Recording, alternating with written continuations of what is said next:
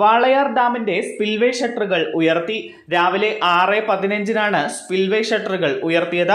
10 സെന്റിമീറ്ററായി ഉയർത്തിയതായി executive engineer അറിയിച്ചു.